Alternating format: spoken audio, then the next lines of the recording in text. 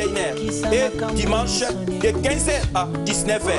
Donc, prophète Aaron qui bâtit les palmiers.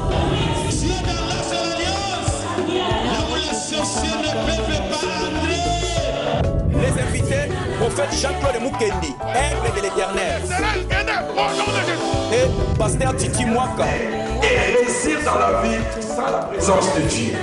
Lieu East Place, Unit 11 to 13, West Norwood, London, SE 27 9JW.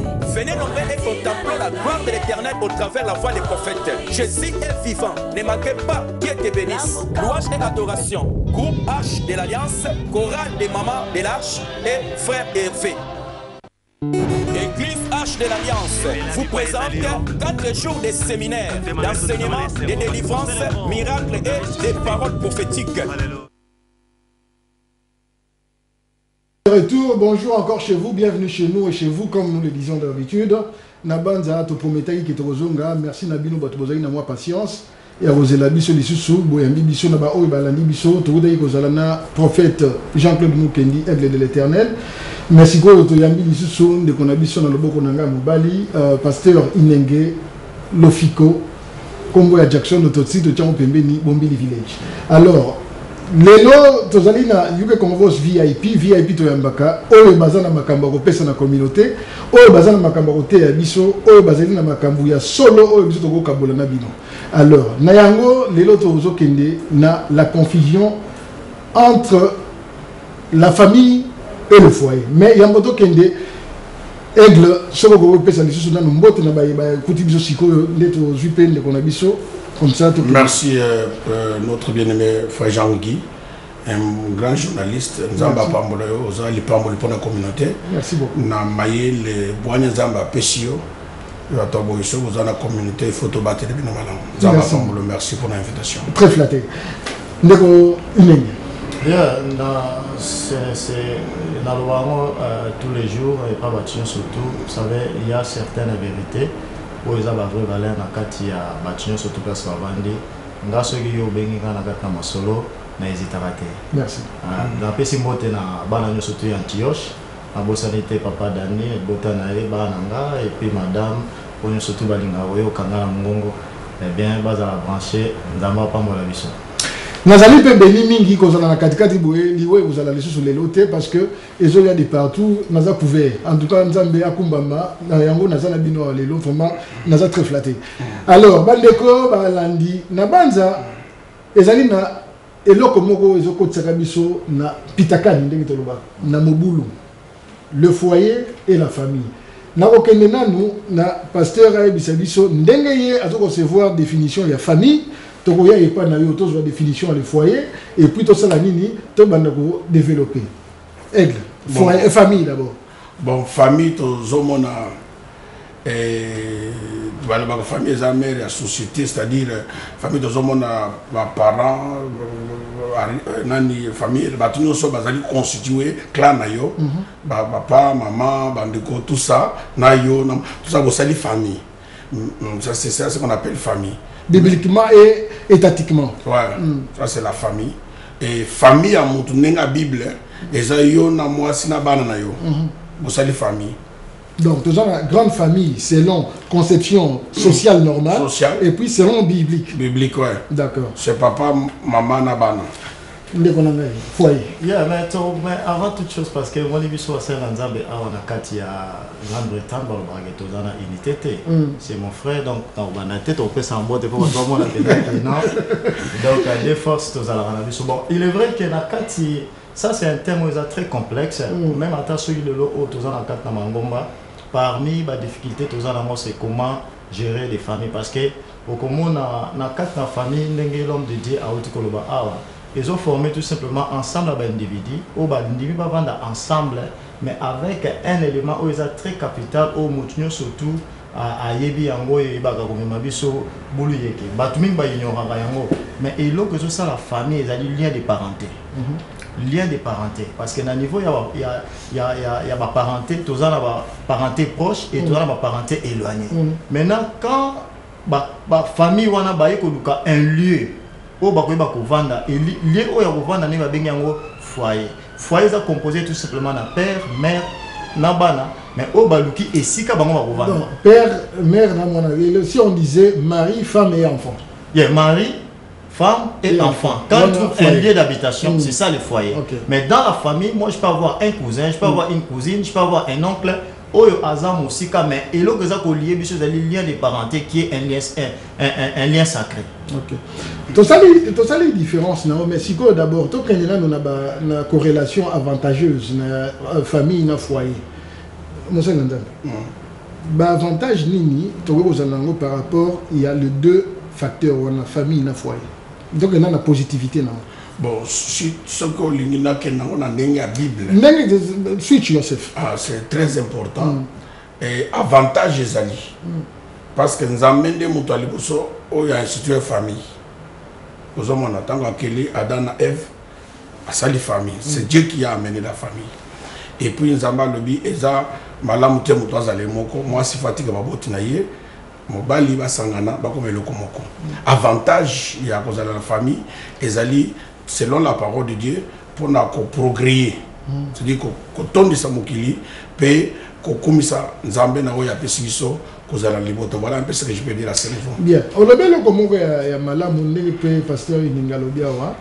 Même la Bible, bino batboy bino lobango malamu parce que nous na mutu nisika na. Mais la Bible baloba, je crois l'homme quittera s'attachera et s'attachera à sa femme. La femme une seule chair. On est comme il foyer, n'est-ce pas? Donc, où dit la famille, au tiki, mais pourquoi il arrive à un moment, d'abord, que, principe où il y a foyer, la limite, est-ce qu'ils allaient respecter ou bien ils allaient respecter la note entre famille et foyer? Non, le plus grand problème au Tozanango, vous savez, quand quelqu'un a un mal pour définir une chose, que ce soit les efforts qu'il aura à fournir, il aura toujours des difficultés parce qu'il a déjà un problème de mal définition du problème.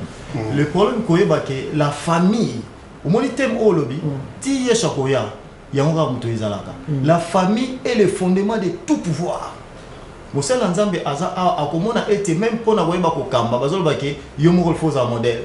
Ba bi que même pour okamba même na institution nyos ezala na église ezala na kata makam na mboka à part les lots mais la famille reste le socle et le fondement de tout pouvoir. Alors celui qui veut chercher à créer comme Mosel Nzambe alobi awa à créer une famille doit chercher d'abord à comprendre qu'il est en train de créer sur base de certains principes du pouvoir. Alors, ceux qui m'ont à maîtriser Yangote, je vous l'ai dit, on ne peut jamais constituer une famille forte si on n'a pas de foyer modèle. Ok, merci. Famille forte, foyer modèle.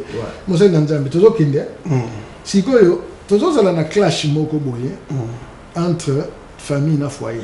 Alors, il faut d'abord définition. Je crois que c'est un cause donc éducation mobile.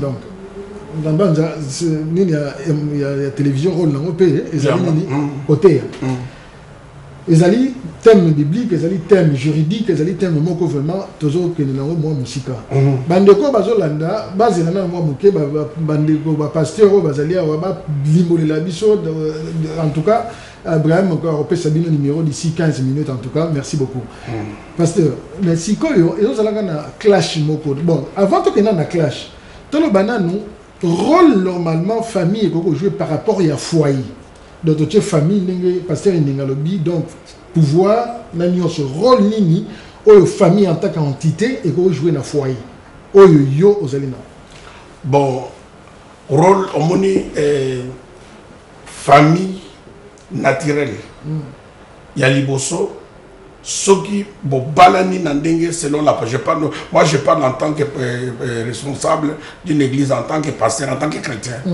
alors ceux qui battent balani famille et koko zala na ingérence na vie ya foyer na bino alors rôle la famille pas koko zala na pour na couper ça je conseille s'il y a un problème tant que tout ça la mariage il y a quelque chose qui se passe sur le plan spirituel c'est-à-dire moi si na mobile ba combien lokomoko selon tout ça la calcul c'est-à-dire et lokomoko c'est la coopération moko ba to ba comprendre te on moni ba lobi que ba comme lokomoko c'est-à-dire ba sale opération au 4 moutons mobile ba tchena san ba kati à moi si ba tcheko to ba jusqu'au ya mobile ba tcheli kolo à moi si pour faire que baye comme le komoko.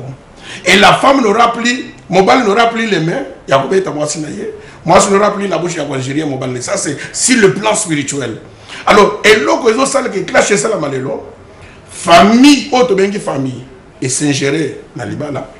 Moi si aye dans Libana na agenda na ye, ozomona, abosani pour qu'est-ce que le mariage, yakoube ça la que trouble les alliés parce que les familles ont joué un rôle dans été à la base à certains conseils sages, mais l'ingérence dans le foyer des autres qui m'ont été la bien. Ingérence dans le foyer. Parce que clash est-ce que Zali Kaka au départ, par exemple, surtout dans la diaspora, ou bien ils allaient payer déjà par provenance dans la il y a des choses dans le cas. D'abord, concernant la diaspora, ça, nous devons traiter ça parce que nous sommes une société à mutation. C'est-à-dire nous avions quitté nos sociétés traditionnelles, comme on l'a dit, et nous sommes là dans un territoire tout à fait étranger, et il y a certaines influences autocolobées. Mais l'ingérence. Évidemment, la famille ne peut jamais s'ingérer dans les mariages, mais la famille a une fonction et un rôle d'implicabilité pour assurer la survie et le succès du mariage. Mais quand la famille ne sait pas comment répondre a priori à ses fonctions et à ses rôles, c'est par là il y a les drames. Parce que nous avons expliqué honnêtement, vous savez, quand il y a fonction, il y a parents, tous les responsables, n'est-ce pas? C'est moi, Abali, ma fille par exemple, à Kass Abali, le long j'ai une fonction. Fonction dans les années. Les alliés, nous avons la fonction en mémoire, nous avons redire dans moi, c'est que moi j'ai hérité. Vous comprenez? Donc, fonction dans la zone, moi, talaboy. Et rôle langa ezali ko rappeler toujours dans le sens positif pour nous définir que le mariage, comme l'homme de Dieu a dit, est sacré et que tout le monde a une influence négative pour à détruire. Mais aujourd'hui, je rejoins totalement l'homme de Dieu, comme il a dit, et les gens viennent dans les mariages avec des agendas cachés. Oh, ils ont déjà pour compromettre la bonne marche de foyer. Deuxième chose, l'homme de Dieu a lobby. C'est-à-dire, yo, il faut compléter ce qu'un lobby mais explicité. A lobby a les Camboya diaspora. C'est-à-dire, nous sommes aussi influencés derrière tout ce que nous sommes en train de voir ici parce que nous sommes une société à mutation. Oui, ce qui montre à Tik et Sikanae a une mutation. Oui, a perdu beaucoup de choses. Sauf que même quitter, l'homme de tantôt va quitter notre camp, n'est-ce pas? Même déménagement, c'est une mutation. Donc aujourd'hui, nous avions abandonné beaucoup de valeurs à cause de cette mutation. Voilà pourquoi le rôle de l'Église, notre fonction, ensemble avec des familles, comment protéger les familles, ils doivent comprendre que, bien que nous sommes en mutation, mais nous avons une mission où ils allaient tout à fait cher, pour protéger ma famille et pour garantir la survie dans nos foyers. Malgré compléter, homme de Dieu très important en mutation. Sotali et cause de la communauté na biso des habitations et perdre ma valeur nango. Topes exemple ya bandi na biso ya Inde. Soko ba ina mboko. Bazo ya na culture na bango. Bazo tika teke influence ya mboko ba côté la mutation et influencer bango na ba domaine mususu na culture na bango. Mais biso tozoti ka culture na biso ba bantu tozo culture ba européen totiki ba mers na biso na ba mboka na biso le mariage est sacré. Même attends sur le plan ya kosambela te liba les alok moko ya mutazo respecté mobala za mutu moko faut honorer. Mais non, les femmes d'aujourd'hui au bazar imitation ba yeba copier makambo ba kotiawa. Mais d'autres nations, ça c'est pour notre communauté. Dédé, toquez la Bible. Bible le dit, l'homme quittera son père. Il faut quitter. Il faut attirer makamunyoso à s'attacher à moi si naïe. En d'autres termes, parce que il quitte, il s'attache, il devient. Et ils allaient processus. Mais il y a un verbe devenir là. Bon, s'attacher beaucoup mieux. Alors, avec l'aide de Dieu, et l'autre, malgré l'imitation, tu perds la culture. Tu perds la culture, il y a un problème. Facteur de la culturation,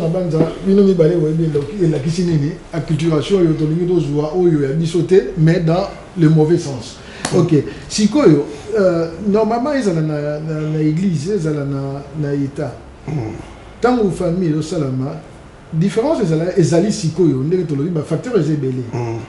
ingérence, tout ce qu'on peut dire. Mais tu as remarqué bien, maman n'a biso kala. Et ça va banda ko uta na mboka, na banini, par exemple biso ba papa ba uti na bandundu ba kei Équateur ko sala ba bandi ko bota biso ba yeko comprendre que ça. C'est vrai que la salle d'imitation, mais quelque part ils ont gardé, conservé ma culture, na ba tradition nyonso. Bon, sikoyo, qu'est-ce qui fait que na tango wana ils ont qui respecté mais tant bien qu'il y avait toujours aussi divorce, mais que les lots, toujours comme que divorce est comme fréquent et comme normal, et puis famille, ils ont joué rôle par rapport à foyer. Ok, merci parce que oui, et mariage, ils ont pour la bande de mon toko est âgé, mais à moi, mariage c'est pour les hommes matures. Aussi longtemps que mon toko est sans y a mariage, à surtout les gens ne connaissent pas l'essence du mariage, même par rapport à l'église. L'église ne marie pas, c'est la famille qui marie. Mais l'église va seulement libérer la bénédiction. Alors, au moment où et vous appelez ça mariage. Alors, et là, quelques jours après, parce que ce n'est pas le mariage. N'importe quelle minute, mais nous parlons du mariage, oyo, famille, et yebi mobile. Moi, na baboti na baboti na ye, au doté ye, honoré ye. Ce que les chrétiens, l'église peut reconnaître, et libérer bénédiction. Alors, ce qui est vraiment aboyé, du sens et mariage, avec l'aide du Saint-Esprit, mais et l'autre, ça là que l'élo, et ça manque, il y a quoi sens, il y a mariage. Mariage comme le sujet d'enfant. Il y a un monde qui mariage aussi, mais soutient la génération à l'élo, parce que comme le sujet d'enfant. Ok, jeu d'enfant. Parce que on a bien touché la mine. Le famille, na foyer, il faut baser un rôle cohérent. Si ce qui est l'élo, on a un rôle à jouer en tant que père, ou bien en tant que parent, par rapport à foyer à bananayo. Et là, on y a inculqué dans la. Ouais, merci beaucoup. Vous savez, il y a surtout l'efficacité, il y a surtout. On est ici, je pense qu'on est dans Olive TV. Il y a récemment Antioche. C'est-à-dire, surtout le succès et Zala, nous devons chercher à définir quelles sont les dispositions préventives de sécurité que nous devons mettre en œuvre pour éviter tous les échecs éventuels. Et là, on est très important. Au monde de l'homme de dialogue, ce qui nous manque, c'est quoi? C'est-à-dire nous n'avons pas de rôle modèle, nous n'avons pas des inventaires de consensus. C'est-à-dire que nous avons inventé consensus. Il y a papa n'a pas mais au moins papa n'a pas politicien. Tu as appris par observation. C'est-à-dire qu'il était un rôle modèle pour nous. Aujourd'hui, nos enfants, aujourd'hui, nos familles, tantôt balingi va apprendre selon eux. Mais vous savez, personne ne peut créer une chose imaginaire. Tu dois toujours apprendre par ceux qui ont vécu. Mais, voilà. Mais si on n'est pas dans le au lieu d'apprendre, et pas un bateau un rôle modèle, un inventaire à consensus, et pas dans le par exemple, et pas un proverbe. C'est-à-dire, il y a eu des gens qui se sont fait des inventaires de consensus. Sur la mine à ton robine, le saco, abi, bafo sane bota pour la guerre par exemple. Babo sala motalingote. Par exemple, babo sala motalingote. Vous avez net yo beau frère. Le saco, parce que le saco bien, bafo sane bota pour la guerre. Mba na babo sala motalingote. Donc toi directement, lui n'a pas cette intelligence autour il y a modernisme, mais il a appris par l'observation de la nature. Il y a des gens qui ont vécu avant. Et moi, je dois suivre ces personnes-là parce que Bango Baza comme pourquoi Nzambe a tué les parents locaux à Nzambe? Parce que Nzambe a mon akamusika. Et parents Azamutu o atayo otangi na ba classe ndengeni. Mais yé a mon akamusika wa bisa bi mwana. Kubala mbali wanate. Kubala mwasi wanate. Kokenenzela wanate atangate. Mais il a appris parce qu'il a observé comment les choses marchent, comment la nature marche. Biso problème na biso eza makasi awa. Que ça soit dans n'importe quel secteur de la société congolaise, comme l'homme de Dieu a dit, nous devons accepter que nous avons des faiblesses et il y a des faillites. Donc nous sommes une société à reconstruction, nous sommes une société à redéfinir. Naroye biso par exemple, nos valeurs, nous avons abandonné nos valeurs. Naroye biso elo comme on a observé, quand vous regardez dans ma église, au moins à mutu aibi nzambe te me passer azolo na yeso boye bola ta kitoko ça dit congolais par exemple valeur et pesara il a même pesara valeur est-ce qu'il a même ko pesa mutu valeur il peut faire moi aspect non et au pesa tout simplement au lobby aspect mais ça ce n'est pas une valeur c'est une vérité qui ne peut jamais être changée dans le temps et dans l'espace peu importe le temps le milieu peu importe le lieu cela est une vérité et une vérité c'est une valeur nous devons reprendre nos valeurs comprendre que babiloko oza ba basalité oza ko kitabiso nous mettons ça de côté et là on va bien valeur ngai naza musena nzambe ya musena nzambe na benga okulutu no pe impona ba akulutu boni ça dit soki mutazo ba ke na kati na makam na nzambe o benga nga musena nzambe mais tant comme na famille peu importe o ezali pastoral nanga na ko observer na tika ba kulutu ba résoudre ba problème ya famille place bango ba moni ke ngai nazali important na ke ce qui se passe chez nous ezali tout simplement la culturation de ngolobi et pas na biso au mona moi naza muke moi na beta mbunda bakola bina okati pa na biso yani soka ndenge l'homme de Dieu azali bongo soka leki na leki na la fa imba yoka suyete bien qu'il passe merci de vous entendre bien prophète si quand on kende na eloko moko ton partageant aussi siko dans les conseils maman toujours un rôle là il y a famille dans les temps ils allaient que au monde mes parents bazo bisamo na ke bon donc azui na exemple na biso ndenga lobi on apprend par les sources na famille na biso observation par observation merci na famille na biso ba loba na biso soko okei na mabe na malamu bongisa kuna parce que yo moko mutu olukaki olimaki amo parce que avant okende ba we biso tala ba pour tala ba contre mais choix isa ya yo jusqu'aujourd'hui même na baleki na banani na kenda na nzela wana mais quand les gens quand même qui ont mon abajo bisoli le seul famille zaboye foyer zaboye talaba divani nango mais le langage mingi échange na ba témoignage tout ça nango comme on a libo des zolo par exemple et si ka yo okei yonde ozali li konzi na biso yonde ozali minda na biso est-ce que langage wana ezali ya construction to ya destruction na kati ya foyer ya bana teza ya destruction oyebi ba parents ebele na yango to lobi ke na communauté na biso ba valeur est a perdu culture est a perdu to yebi sens à mariage et comme le cliché d'enfant ba parents ebele na Congo azoti ne mwana na poto na agenda caché dengo kewa na ko bossa na biso te alors tu verras que la femme akobanda ko tia mobali trouble poisson nga famille na ye alors écoute bardé au montant comme na libala et combien verse soto lobi na ndenga bible parce que dans Éphésiens chapitre 5, femmes, soyez soumises à vos maris. Vous en avez très bien. Dans Éphésiens chapitre 5, 22. Femmes, soyez soumises à vos maris comme au Seigneur. Car le mari est le chef de la femme, comme Christ est le chef de l'église, qui est son corps et dont il en est, il est le Seigneur. Ça, c'est selon la volonté du Père. Mon bal est un chef, il y a moi. Mais à on a poto et combien verse?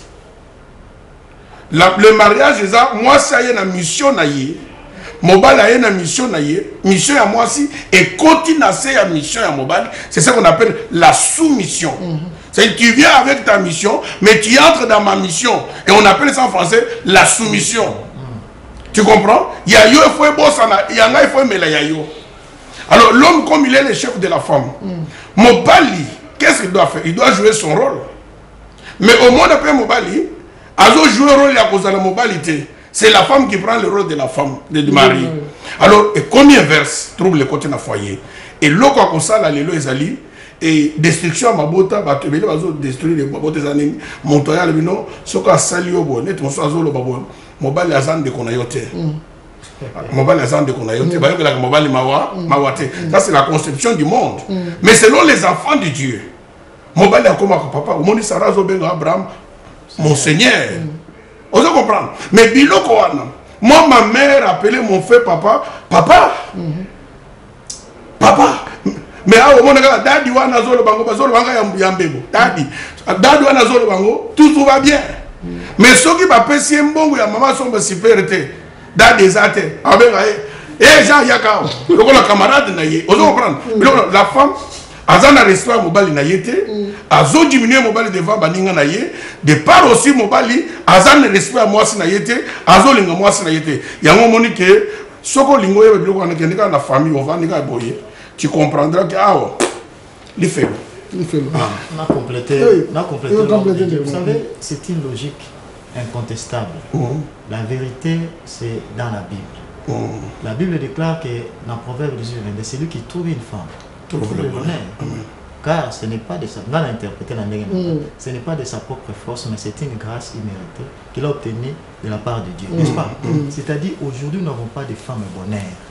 Ma maman, il faut nous n'avons pas de femmes bonheur. À quelques exceptions près. Non, oui, dans chaque région. Il y a quand même des papas bonheur. Mais il y a des papas bonheur. Ça, je peux le dire. Mais il y a des papas bonheur. Il y a le problème là, maman.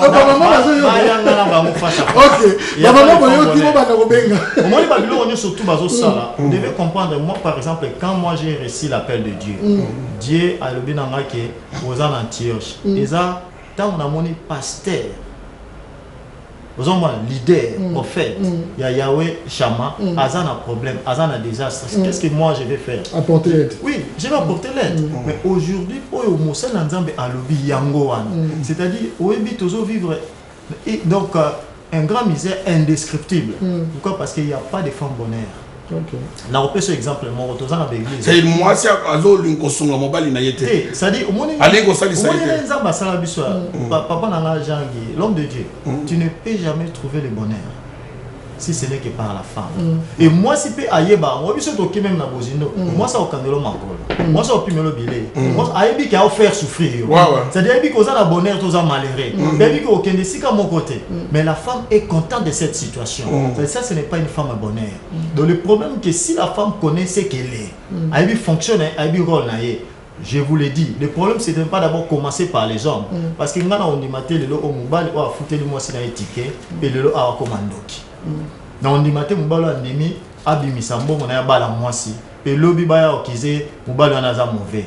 Donc il y a un problème, les gens doivent comprendre, les chrétiens doivent prendre leurs responsabilités. Le bonheur, en ce qui concerne la définition biblique, c'est la femme qui doit être d'abord porteuse et bonheur. C'est-à-dire, ayebi kende to vandi boye, mobile nangazo le kakuna na émission, donc sera vidé, donc number one pasteur Inenge, oleka na yeme les grands prophètes, donc to beti bakota waleton muteke. Donc azam mon père talo baoda, papa na wana ozi la bino, tu vas faire une femme bonheur. Donc ayebi ko gérer temps et ayebi ko contrôler ba période. Est-ce que nous sommes dans un période tout à fait sain ou bien nous sommes dans une mauvaise période? Voilà. Merci Ming. D'ailleurs, ne dit-on pas que la femme est le pilier de la société, parce qu'une femme qui fait bien son rôle, qui joue bien son rôle, société wana Israël kimio. Il on le bien comment bien par rapport à chrétien. Alors, déjà Moutunaline kuna. Bonjour. Allô? Allô? Ok. Mais ce que après besoin à tout le monde qui est à l'imbi, ça vraiment parce que pasteur Inengazaï na masolo gito. Merci en tout cas de Abraham. Nous avons pambolo na ndenge ozo sala musala gito kuna. Pasteur tozo masiko na église. Tu parlais famille. L'église, on le dit que ezali famille parce que la famille ndenge passé ningalobi c'est par nini. C'est-à-dire le réseau familial parenté. Il y a au moins marabango donc sont moi ça beta qui a déjà parents na biso yesu masia azali et biso tout on a gata lien. OK. Bon, si que église normalement c'est famille. Tolobeli famille en tant que famille traditionnelle. Mais tolobela siko famille en tant qu'église. Rôle nini. OK, toi la madame on dévoisin la ligne. Allô? Allô? Allô, bonjour. Oui, bonjour. Votre nom et vous vous appelez? C'est le pasteur Johnny qui vous appelle à partir de Londres. J'ai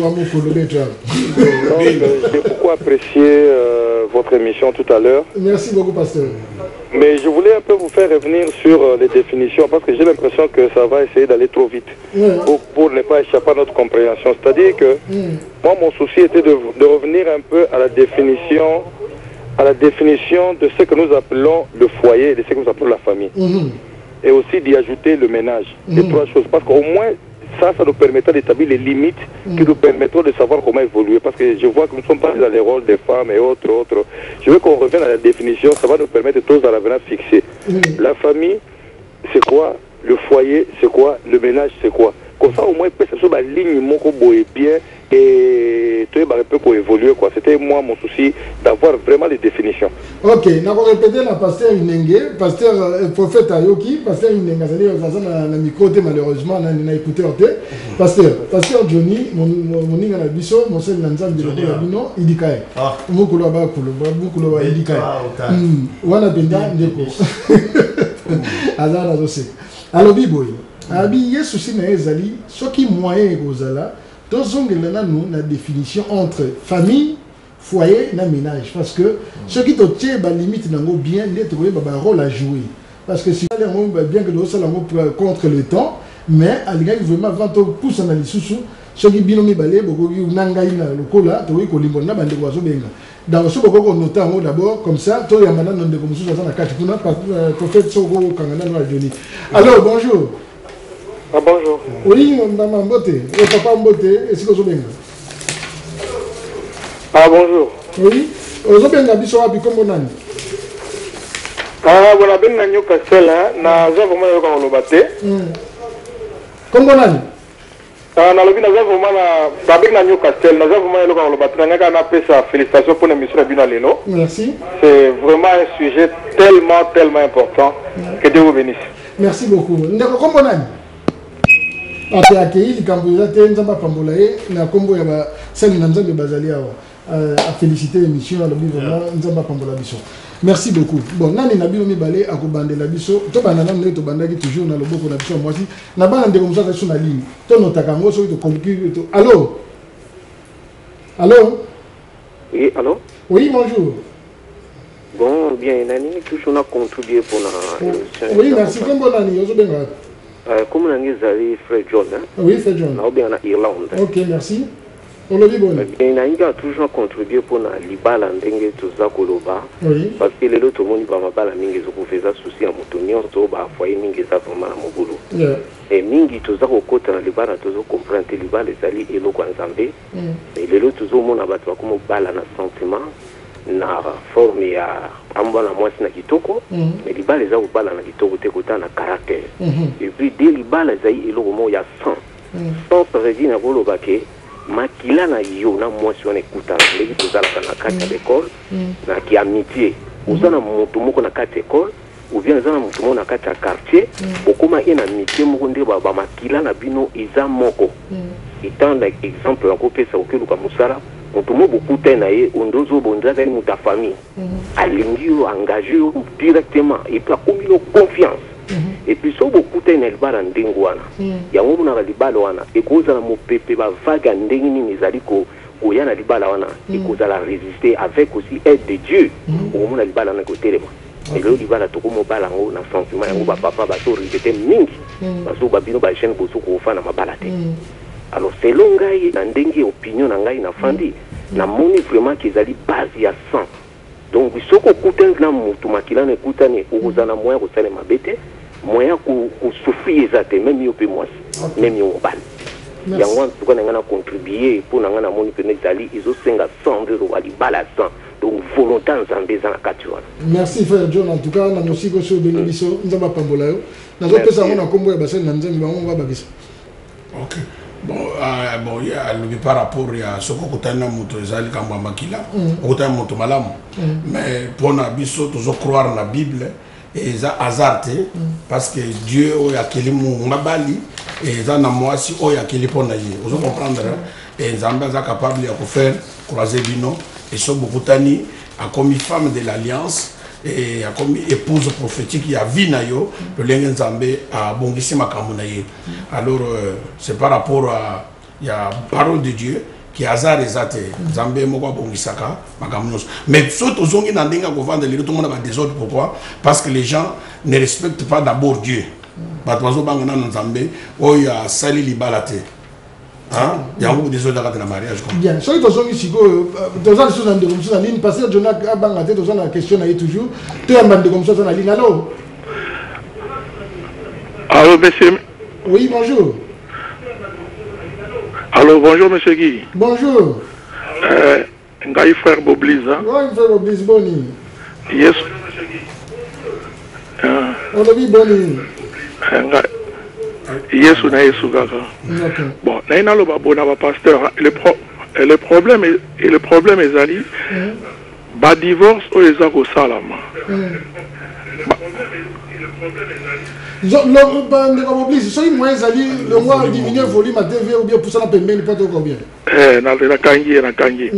problème ali ba divorce tango zo salama batu il faut ba yeba.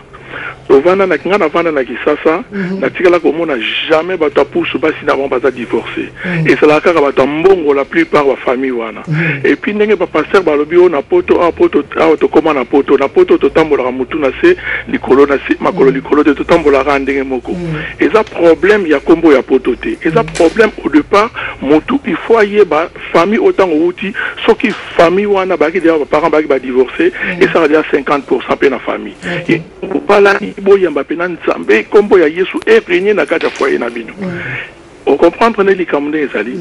Ce qui moi si pena parce que ne pasteur soit le but que moi si mutasimba radibala.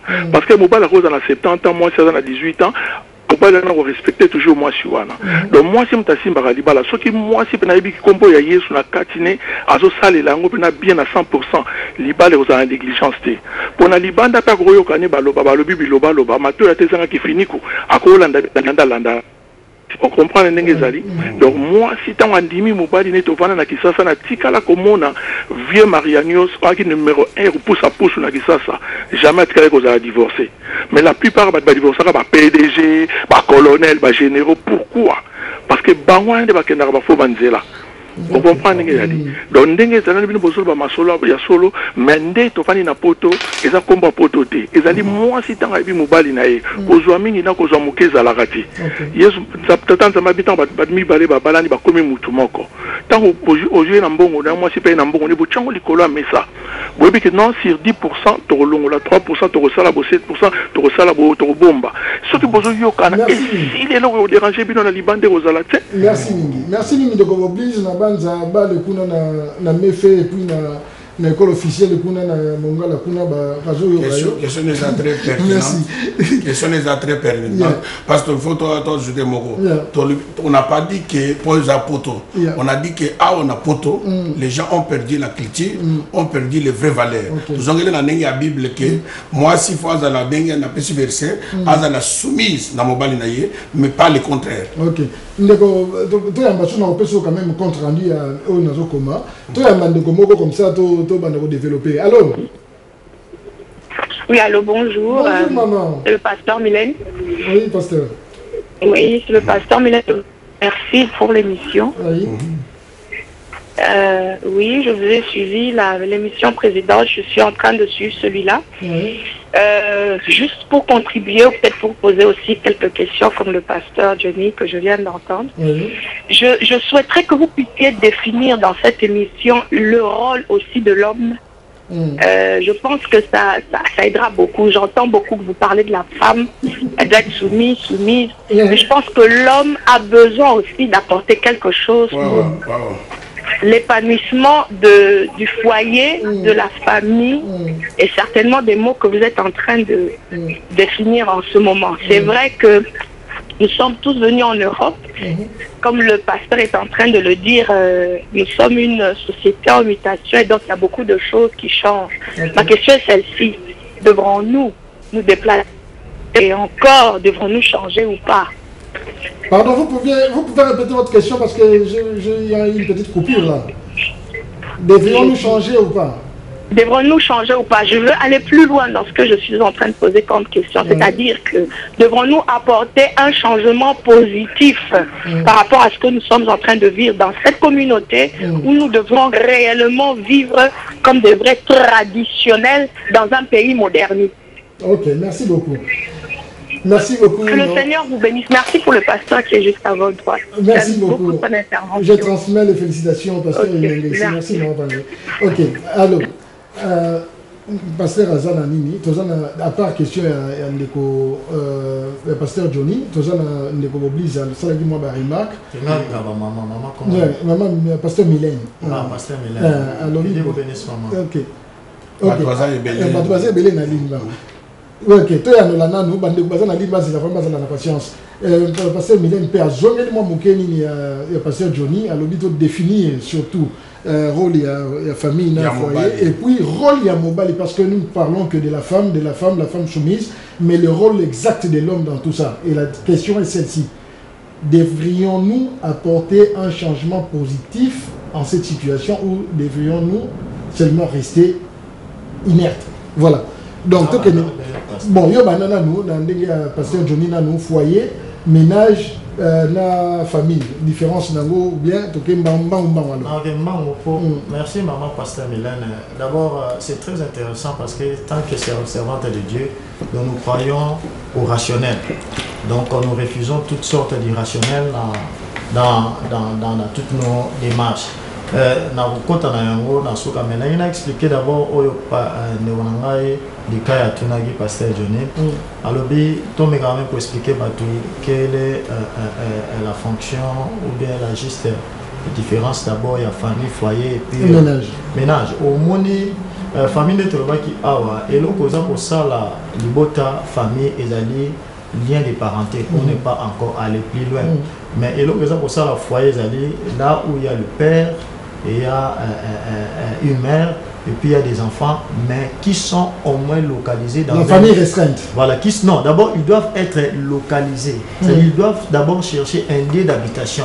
Parce qu'il y a des familles qui n'ont pas de lieu d'habitation, c'est-à-dire ils n'ont pas de foyer. On a même loger 1000 foyers, donc 1000 familles. Parce que on a père, mère à Obanda, c'est ça les foyers. Et dans le couple, dans le foyer, il y a une gestion quotidienne. Le ménage. Dans le ménage, eh bien, ils allaient tout simplement l'ensemble des méthodes techniques procédés de la gestion patrimoniale de la famille. C'est-à-dire, dans le patrimoine de la famille, tout ça, bana, patrimoine, papa et moi patrimoine, maman et moi patrimoine, nzungu et patrimoine, kiti andako et patrimoine, parce que ceux qui te tobogi te baby, les attaques que papa akima, a solana maman pour balukana, moi moyen au bango bazo ensemble, basanksi makansi ndenge ni barosomba. Ceux qui maman bokilo to papa bokilo, abeli, c'est dans le ménage qu'on va chercher à gérer ça. Pasteur, prophète Jean-Claude Arozoa, rôle il y a mobile dans le foyer, mais ce que je pouvais dire aussi dans le pasteur Johnny Dika Ezali, que quand nous voyons la famille, déjà nous voyons la famille étroite, la famille élargie, les Roloniwana, ma cousin, banani. Quand nous voyons le foyer, nous voyons la famille restreinte. Qui des droits qu'il a naïo, par exemple, quand on va à l'hôpital, on demande le next of kin. Baloukarana, le mouton, on a droit à la vie, vous vivez à un foyer, un ménage. Donc, pasteur, naïbi, place aux Aliwana, aux localisations, merci. Pasteur Okobo, madame, madame, comme ça, dans la ligne. Alors, bonjour. Allô, bonjour. Bonjour, maman. Bonjour, papa. Bonjour. Na sepeli une émission, hein. Merci, maman. Yango na lingi na tuna, en tout cas, vraiment, nzambaza monene. Situation nga nazo vivre, ya phrase wana, celui qui trouve une femme trouve le bonheur. Au moni ngai, bon, selon ndenge, nga naza lelo cause ya phrase wana, ya malheur na nga eza cause ya phrase wana. Ndenge bino bo explicango. En tout cas, esungi ngai mingi po vraiment nakomaka kolela. Donc l'air nyoso nazolela concernant phrase wana. Mobali nanga akima nini tosala 30 ans ngana ye na andimaka Bible te yaza mutu akoma kosambela nzambe ya bakoko. Lokola phrase kako ya kanga, celui qui trouve une femme trouve le bonheur. Donc nangaya trouva bonheur te yango wana akoma bibala bala. Donc pour na ya mona ke moi si muta robongisa ye yango wana na yebite soki eza ya solo eza ndenge nini vraiment beaucoup à ressourcer na likambo. Merci maman. Il y a raison ou pas. Merci maman. Na aussi na kombo na yote na bando na basali na nzambe awa. Orobe na bango ata na mupandi to bengi biso wana to lekisawe pa na bango pe basuma yo na banza bazali bien mûr sinon te bengi pe na régie à Olive wa ba pesa yo maman lobi boy. To bengi zo kombo na ye hein. Donc to bomba lobi phrase oyo qui trouve une femme trouve le bonheur. Trouve le bonheur. Mais malheureusement pour Naïe, fois journée c'est la cause de malheur Naïe, parce que 30 ans après mariage Naïe n'a papa. Papa a bonheur et pas Naïe, papa Kenda, comment on s'en Nzambe na biso ya Bokoko. Ok. C'est quoi nani papa a commis ko kende ko meka jusqu'à ce qu'il a trouvé bonheur. Alors alingaki aye baso qui vraiment beaucoup ko sunga ndenge ni. Je crois que c'est ça pour notre frère. Ouais, c'est ça. Ok. Faut faire ce que ko zongela nano pasteur Mylène. Alors j'ai la réponse et puis on a maman. Intervention là par rapport à la Bible. Toujours ça la libala par rapport à la Bible. Mobile il faut c'est le mari qui est le chef de la femme. Mobile il faut jouer rôle naïe. Tant que mobile a comme irresponsable, tout le monde dans le premier couple Adam et Ève. Adam devrait jouer son rôle de mari. Tant que Zamba tout nié, c'est comme si Adam a condamné Zambé. Ce que la camotion était dans la ligne alors les gens hommes sont irresponsables. Imaginez-vous mobile à la moquette Tongo, Azo l'excitant à shop. Merci pasteur. Aza irresponsable. Aza irresponsable. Parce que ça doit bango. Allô. Aza na droit à revendre la shop. On a droit à s'occuper de la famille naïe. Moi c'est na bande. Allô. Allô. Allô. Oui bonjour maman. Bonjour. Oui, votre nom, si vous pouvez, d'où vous appelez, votre question. Mireille. Oui, maman Mireille. Je suis appréciée de votre émission. Oui, merci maman. En tout cas, c'est gentil et puis c'est très bien. Oui, merci. Il faut toujours continuer, peut-être ça va aider notre communauté. Merci beaucoup maman. Parce que notre communauté a beaucoup de problèmes de mariage. Merci beaucoup. Merci beaucoup maman. Merci beaucoup. Okay. Maman Mireille a l'audio. Il y a responsable. Parce que c'est ça cause de Nîmes. Imaginez-vous, parce que la servante déjà a demandé pour Bolobeka Kabasi Basi, à l'époque de Mibali. Alors, ce qui cause il y a divorce dans la communauté, c'est la cité. Mobile a toujours joué un rôle dans l'été. Irresponsable. Moi, je suis à l'objet à cause de bonheur. Alors, tu vas interpréter mal. Parce que mon bal a l'inga quand bonheur n'est pas moi si. Attirer moi si charge non. Mon bal il faut à la responsable. Il y a famille, il y a moi si naïe. Parce que le mari n'a pas le temps ni de sa femme ni de ses enfants. Bah devoir là-bas n'a évité. Kola là-bas n'a évité. Côté là-bas dans la classe n'a évité. Tout attirer na moi si. Mais elle est toujours dehors. C'est la femme qui prend toute la responsabilité. Ça, ce n'est pas un foyer. Moto a joué au rôle naïe. Quand la femme trouve que l'homme lui donne l'amour, soumission est causale automatiquement. Mais si la femme ne trouve pas que l'homme m'aime, il y a un moment où ça va soumission. Soumission est yaka, tant que moi ça m'a dit que l'homme même. Parce que c'est l'homme qui doit aimer la femme et la femme doit être soumise à son mari. Selon la parole de Dieu. Et toko kokoyate na poto, kokopie ba mère c'est ba mindele. Nous sommes des chrétiens. Nous devons vivre selon le nombre de la parole. Et pour les non-chrétiens? Pour les non-chrétiens, Bako vivre selon la coutume na biso. Parce que les non-chrétiens sont aussi la coutume. D'accord. Merci. On a complété le mot très pertinent. Oui, l'homme de Dieu, moi j'ai compris, Christ, c'est ça le conflit que nous, l'église, nous devons gérer. Mais si nous devons chercher à traiter notre société, nous devons tenir compte des aspects d'imitation. Oui, tant que Balongo Lio na Congo, même au Kembo Kamsusu, même Nyama, ou avant dans la Congo, il faut adaptation. Voilà, merci. Autrichien. L'adaptabilité. C'est-à-dire, premier, il problème, il faut comprendre. Moi, ça a ma patience. Il y a adaptabilité. Vous savez, quand vous quittez, moi à mon âge, par exemple, je suis venu presque après 30, donc plus de 35 ans d'âge en Europe. Si on a un diplôme surtout en français, c'est comme si destiné à commis il y a pourquoi? Parce que y a des contraintes à bosser la langue. Très très important. Allô? Allô? Allô? Allô, maman? Allô, bonjour. Oui, bonjour. Merci beaucoup. N'a pas émission parce que c'est vraiment édifiant. Merci, maman. sur le mariage. Alors, contribution, qui juste koloba ndenge, la sepeli ndenge prophète Mukenda koloba tout à l'heure, Marie aime ta femme et femme soyez soumise. Alors, pour Nanga, soto Nathalie, na Bible ndenge zolo na compréhension Nanga, so Nathalie, moi si azo porter bonheur et pas à Mobali, Mobali peut de part et d'autre azo porter, ça porter bonheur et pas moi si. Et Mobali oyo azali femme de Christ, à Olinga moi sinaye, à porter bonheur et pas moi sinaye.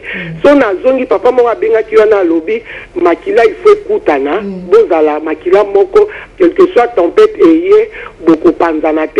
Je bénis cette parole parce que mon pasteur aussi a prêché sur ça, sur le mariage à lobby, mon épouse du sang.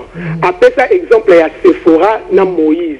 Quand Moïse a Nzambanga qui kobomae, Sephora a qui libanga a Katiye, à se concire moi na wana. Donc moi si oyo azali vraiment début de zone bakende dans le baki à lobby, ça c'est l'os de mes os. Moi si wana pondé tout ça na mokili quelque part na bana na Nzambe ba ba yebi Nzambe azana mopandi na o Nzamba bongisa. Alors les deux personnes ceux qui ba kutani qu'il neige qu'il pleuve le ko la moi c'est ça bonheur ya mobali mobali aza bonheur ya moi si donc baroye ba toujours ko bongisa makamna bango pour sortir.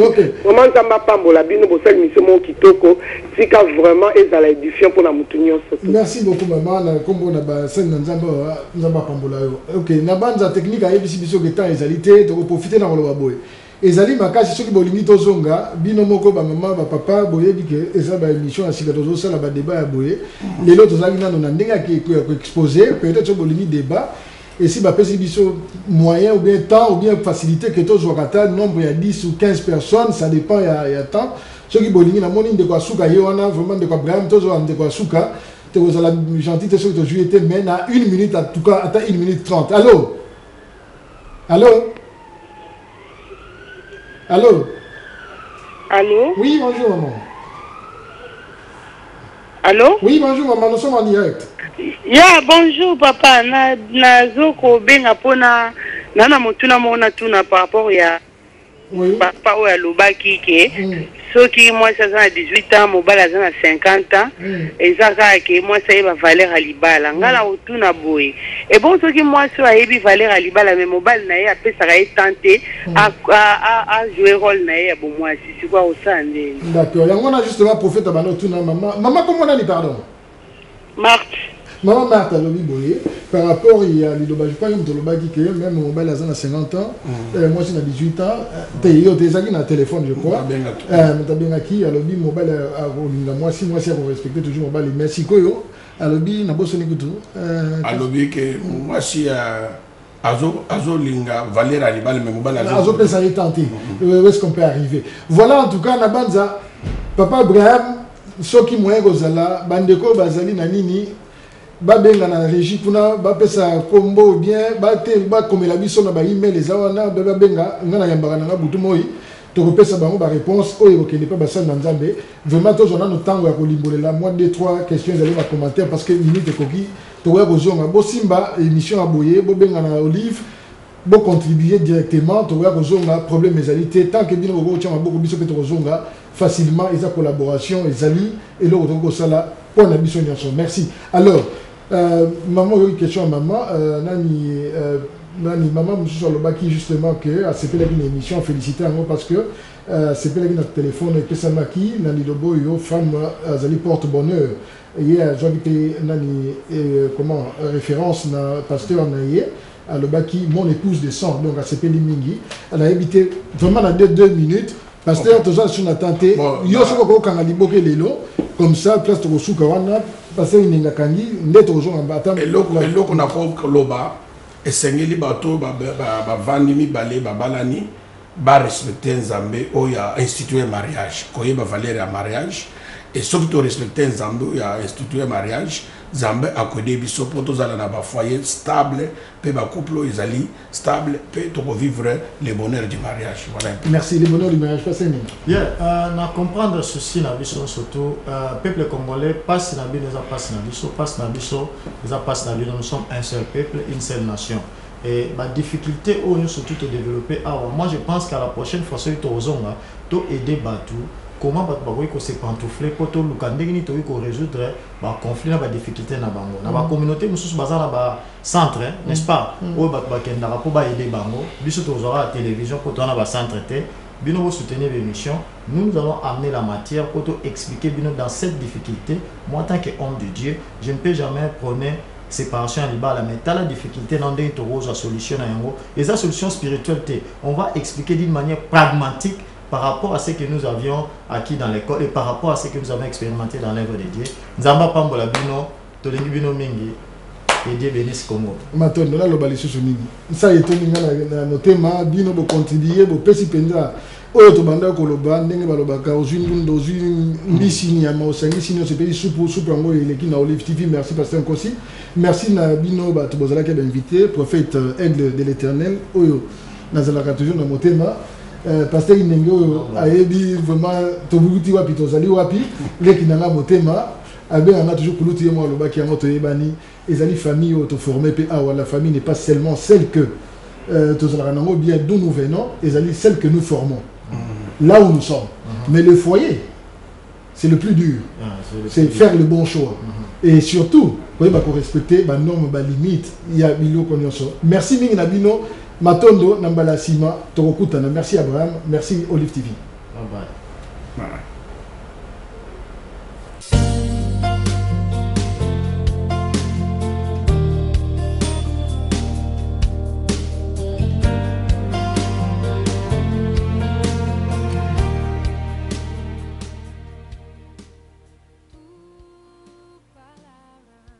It's finally here on August 17th, 2013, 2 p.m. to 9 p.m. at the Redmond Community Centre. Shine. The single Hopeful Inspired New Experience presents Shine Now. It's here, it's now, yes. London's most talked about singles event is finally here. Shine. For singles of all ages and backgrounds. Hopeful for a brighter relationship with God. Inspired to pursue marriage as God intended, seeking a new revelation in the meaning of true love. If that's you, why not join us? Arise and shine now. So that's 17th of August 2013 at the Redmond Community Centre, Kayani Avenue, London N4 2HF. Free admissions and refreshments. Visit godman.org.uk. From the 31st of July to the 4th of August, get ready for Freedom Conference 2013 with your host, Bishop Abraham Chigundu, the Apostle and God's anointed General of Deliverance. If the Lord has spoken, He will bring it to pass.